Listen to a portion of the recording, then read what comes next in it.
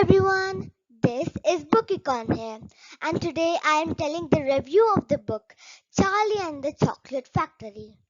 The author of this book is a British author, Roald Dahl. This story shows the badness of excessive greediness for something, and it expresses the value of a family and parents.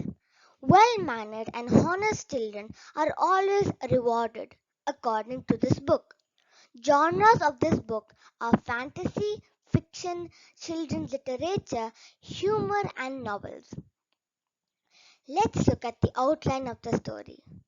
The main character of this story is a poor boy who is called Charlie Bucket.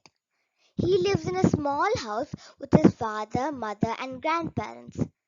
Charlie's favorite chocolate is Wonka chocolate. Every day he sees the magnificent chocolate factory of Willy Wonka. Mr. Wonka has closed his factory to the world due to some people's cheating, and thus he uses Oompa Loompas. Charlie has a chance to have a bar of chocolate once a year on his birthday. Meanwhile, Willy Wonka announces a tour for 5 children who find golden tickets which are hidden inside their chocolate bars. In which of the 5 children one would be chosen to run the factory. The 5 children, including Charlie, get the chance for that.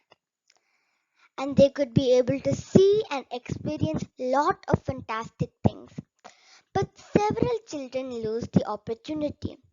Will Charlie get to run the factory? If you want to know, then why don't you read the book yourself? The age group 6 and above can read this book.